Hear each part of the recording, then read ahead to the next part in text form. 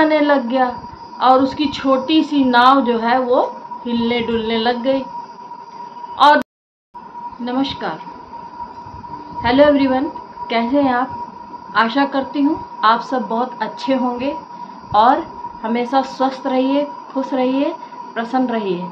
मैं शैलजा तिवारी अपने चैनल शैलजा तिवारी पर आपका स्वागत करती हूँ। नमस्कार।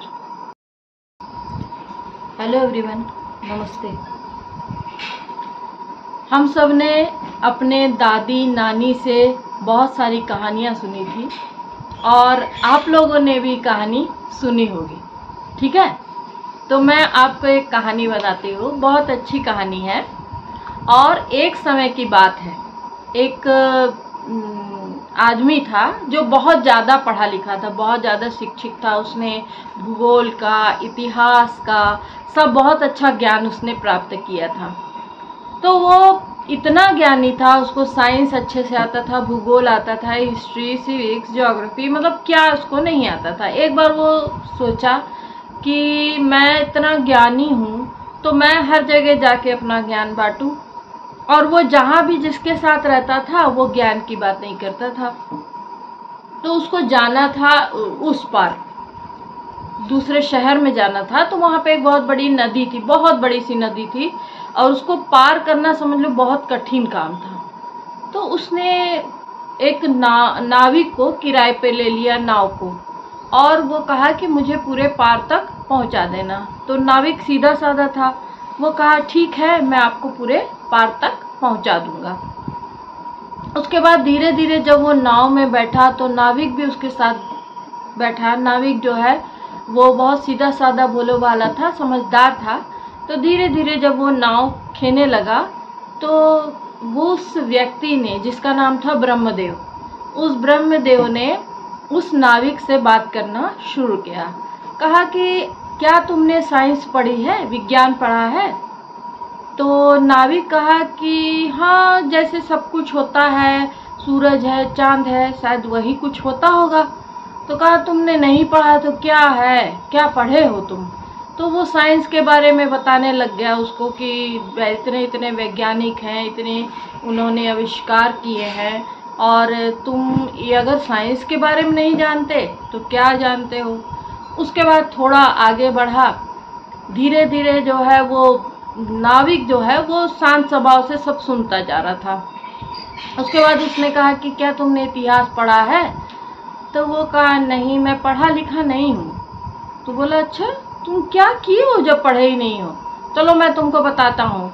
इतिहास वो होता है जिसमें बहुत पुराने राजा महाराजाओं की गाथाएं होती हैं, सबके युद्ध जो लड़े जाते हैं, और बहुत सारे जो है जो भवन बनाए गए हैं दुनिया में, बहुत सारे काम किए गए हैं इतिहासकारों ने, वही इतिहास होता है।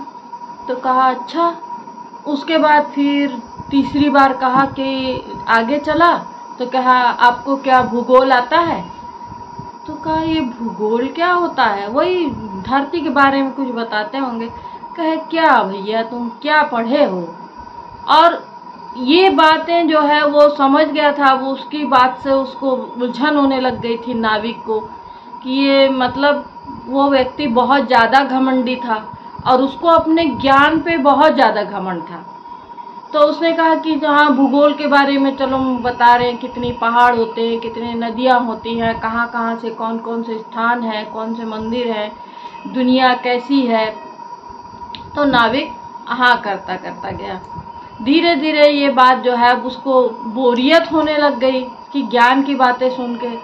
तो वो फिर भी कुछ नहीं बोला और धीरे धीरे जब वो आगे बढ़ता गया तो अचानक से बादल जो है काले होने लग गए और तूफान आने लग गया और उसकी छोटी सी नाव जो है वो हिलने डुलने लग गई।